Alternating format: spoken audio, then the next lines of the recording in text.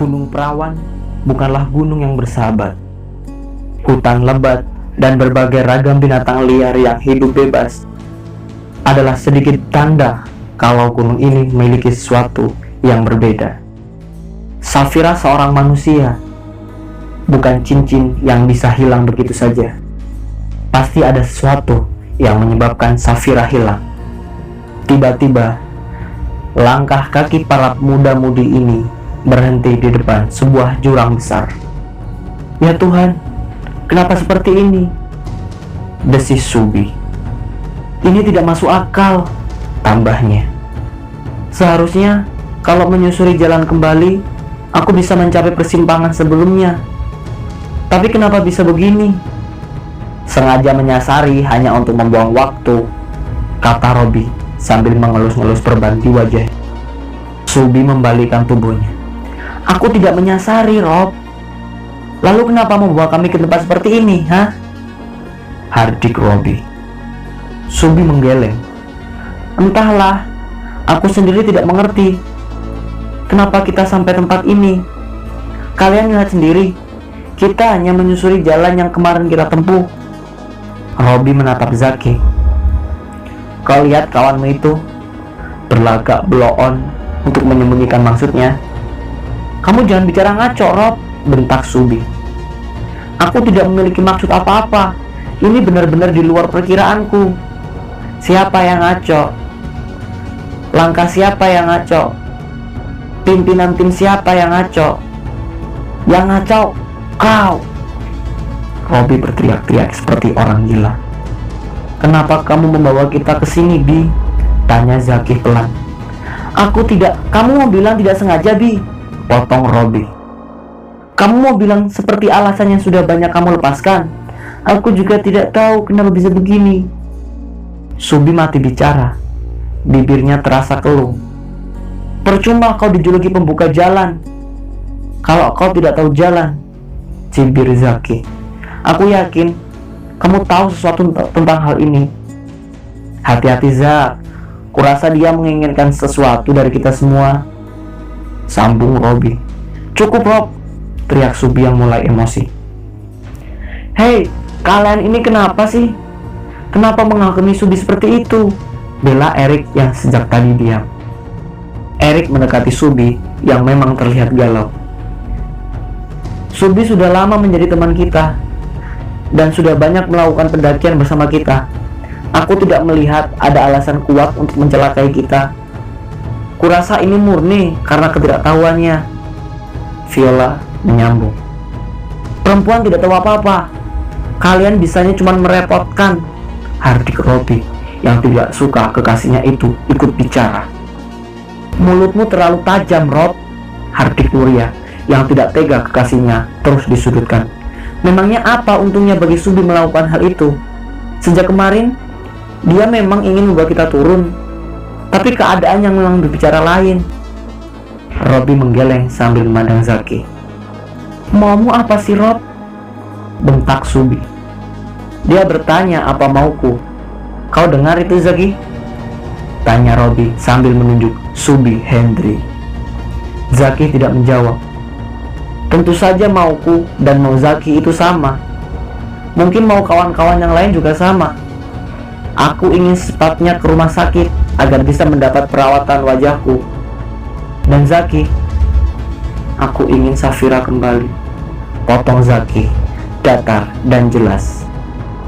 "Untuk itu kita harus secepatnya turun, biar Zaki bisa dengan secepatnya meminta bantuan penduduk tempat atau tim SAR untuk mencari Safira, bukannya berputar-putar tidak jelas di hutan ini," sembur Robi. "Aku sudah berusaha, Rob." Subi berusaha membela diri. "Kalian lihat sendiri, aku sudah kembali ke jalan awal kita datang, melewati tempat yang sama, tapi sampainya malah ke bibir jurang ini," potong Robi lagi dan lagi. "Robi, Zaki," panggil Erik. "Kurasa dalam hal ini Subi tidak bersalah. Kalian dan juga kami semua tahu kalau tadi kita memang sudah kembali ke jalan awal. Tapi entah kenapa aku juga bingung. Kenapa kita bisa sampai di tempat ini?" "Ya, Erik benar. Subi tidak mungkin bermaksud buruk mencelakai kita. dukung Rani. Kenapa kita tidak memikirkan masalah ini dengan kepala dingin? Jangan main di dekat jurang, nanti kalian kecemplung ke dalamnya. Satu suara terdengar dari arah belakang. Semuanya pun berpaling. Ternyata Badun sudah berdiri di sana dengan pakaiannya yang khas seperti penduduk setempat. Celana kolor warna hitam dan kaos yang biasa dipakai para petani ke sawah. Orang dusun lagi, desis Robi sambil meraba pinggangnya. Dia mencari sesuatu. Pistol. Aku berkata benar apa adanya, kata Badun. Bermain air basah, bermain api terbakar. Diam kau, bentak Robi. Si mumi ini tersinggung mendengar kalimat api terbakar. Tidak ada urusan denganmu di sini. Pergilah. Badun hanya tersenyum. Aku hanya memperingatkan. Beruntunglah kalau masih ada orang yang saling peduli satu sama lain. Masih saling mau mengingatkan dalam kebaikan. Semua orang tahu kalau apa yang diucapkan Badun benar apa adanya. Hutan ini bukan hutan sembarangan. Tidak setiap jangkal bagian dari tubuh kuning ini yang sudah terjamah. Seperti kalian lihat, semuanya masih alami, bukan? Aku bilang diam kau, penduduk kampung. Pergi dari sini, bentak Robi lagi. Badun membentangkan kedua telapak tangannya sambil tersenyum. Ini tempatku. Aku terlahir dan hidup di sini. Gunung ini dan para penghuninya pun tahu kalau aku adalah penduduk asli tempat ini. Tapi kenapa kau mengusirku? Sementara kau dan semua teman-temanmu itu adalah tamu. Subi mendekati Badun. Maaf Badun, kami tersesat dan tidak tahu jalan kembali. Bisakah kamu mengantar kami sampai ke kaki gunung? Robi menepuk bahu Zaki. Coba lihat si Dungu.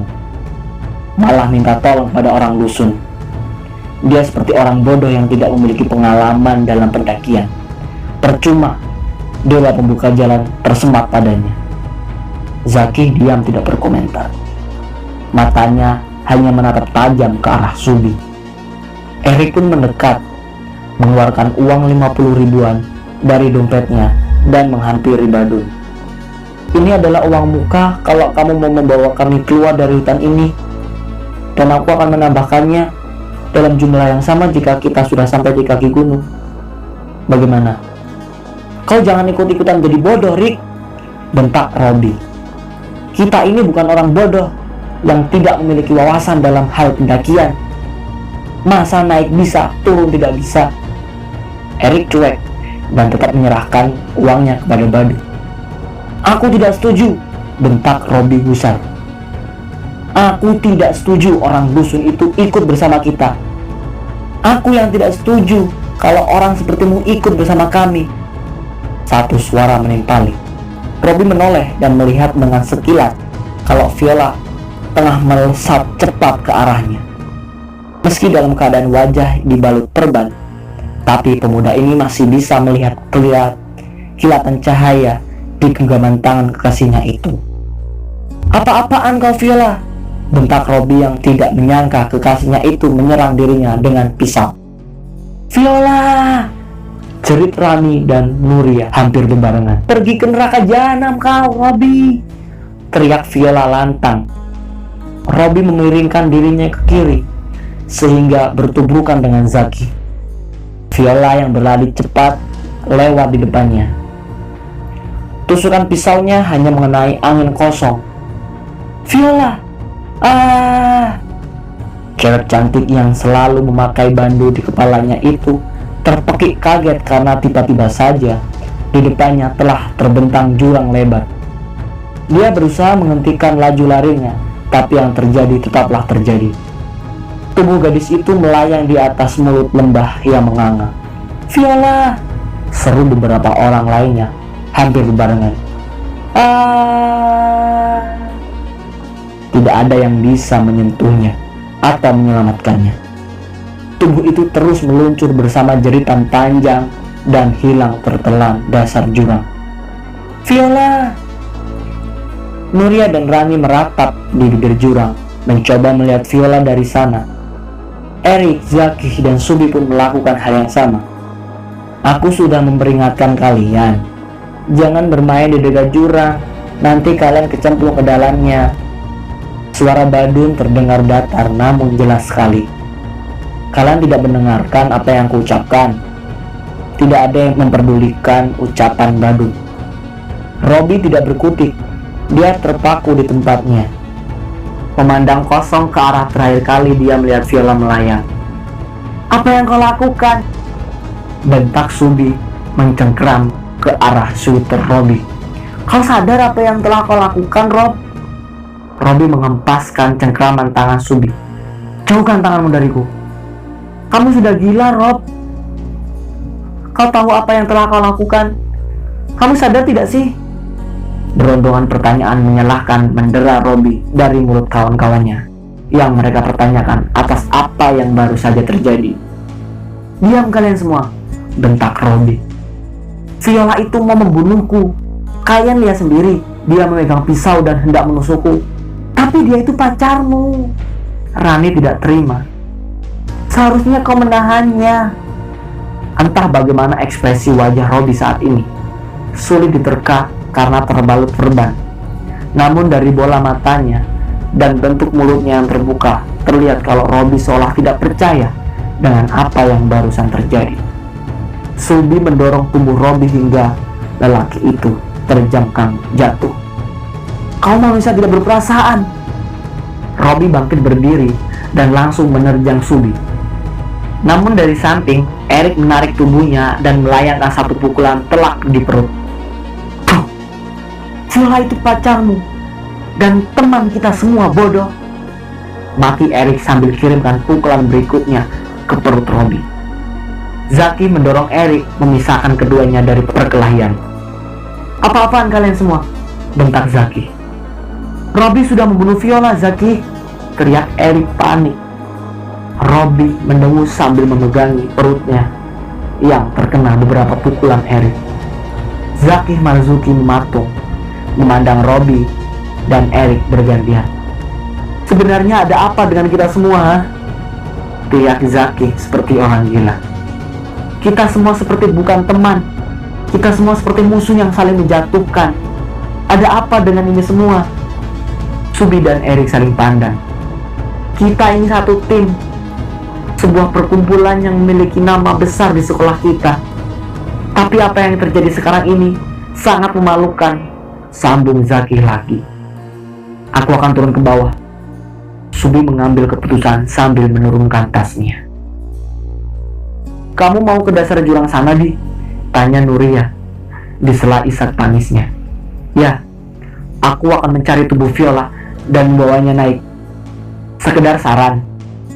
Badun yang sedari tadi berdiri memperhatikan kembali angkat bicara. "Sebaiknya jangan." "Kenapa memangnya?" tanya Subi cuek. "Karena kamu tidak akan menemukannya." Subi berhenti bergerak. Lalu dia berpaling ke Zaki. "Kamu ikut aku, Zaki. Kita turun ke dasar jurang." Dia mengangguk pelan, tanda setuju. Erik membantu Subi mengeluarkan tali tambang dan mengikatkannya di salah satu batang pohon yang tumbuh di sana. "Berdoa saja Viola masih memiliki nafas sehingga dia bisa mengatakan kepadaku kenapa dia melakukan ini semua," kata Subi kepada Robi yang masih tertunduk pegangi perutnya. "Ini tidak akan berhasil. Kalian hanya membuang waktu percuma." Badun terus saja berbicara meski tidak ada yang meladeninya. "Hati-hati, Di," pesan Erik Bastian. Zaki turun dahulu, lalu disusul Subi. Matahari sudah berada di puncak hari, namun langkah kaki tim pendaki itu tertahan di bibir jurang. Hilangnya Safira dan Viola membuat pukulan berat bagi tim ini. Dua gadis yang malang. Robi duduk menyendiri di atas sebuah batu yang cukup besar, memandang kosong seolah tanpa pikiran apa-apa. "Viola," panggil Robi tanpa sadar dalam lamunannya. Hanya Badun sendiri yang berdiri di bibir jurang dan selalu melihat ke bawah. "Viola tidak mungkin selamat," desis Rani dengan suara yang terkesan pasrah. Dia pasti tewas. Berdoa saja, Ran. Semoga Viola masih bisa diselamatkan, kata Erik. Rani mengangguk lemah. Mungkin larangan orang tuaku untuk ikut pendakian kali ini ada benarnya. Bukan kamu saja, Ran, tapi kita semua juga merasakan sedih dengan kejadian yang menimpa Viola. Suara Erik terdengar seperti orang tua menghadapi tingkah laku anaknya. Safira hilang, Viola masih ke dalam jurang. Jelas Nuria lemah. Safira akan kita cari nanti. Kita akan meminta bantuan tim SAR dan warga sekitar, sahut Erik. Beberapa saat kemudian, akhirnya keduanya sampai di atas. Bagaimana, Bi? Tanya Erik. Subi menggeleng sambil menerima air minum dari Nuria. Jasadnya tidak ada di mana-mana. Kami sudah mencarinya, kata Zaki. Nuria menutup mulutnya dengan telapak tangannya. Mustahil, desis Rani. Tidak ada yang mustahil di sini, ujar Badun. Sebab tempat ini memiliki kemisteriusan yang sulit diterima akal sehat. Sudah pasti, banyak hal yang mustahil, tetapi pada dasarnya memang itulah yang terjadi. Kami hanya menemukan pisaunya, kata Zaki, sambil memperlihatkan sebuah pisau dapur yang ditemukan di dasar jurang. Pisaunya ketemu, tapi jasadnya tidak. Aneh, desis Erik tidak percaya. Aku tidak melihat satu binatang buas di sana. Zaki mengangguk. Tidak melihat bukan berarti tidak ada, kawan, ujar Badun. Tutup mulutmu, hardik Robi dari kejauhan. Aku pusing mendengar ocehanmu, orang desa. Badun mengangkat kedua bahunya. Kau ingin memarahiku, anak muda. Kau ingin menumpahkan segalanya kepadaku sebagai pelampiasan karena kekasihmu yang tewas di depan matamu. Diam, Robi Mahendra meraung. Kalian itu memerlukanku untuk keluar dari hutan rimba ini, tambah Badun santai. Dan aku bisa pastikan langkah kalian saat ini sudah jauh sekali dari jalan pulang. Sebaiknya kita cepat pergi dari tempat ini, kata Erik. Tapi bagaimana dengan jasad Viola? Tanya Rani. Subi berpaling ke Zaki. Viola atau Safira, keduanya tetap akan kita cari nanti. Sekarang yang paling penting, kita keluar dulu dari hutan celaka ini. Kau benar, Bi, dukung Erik.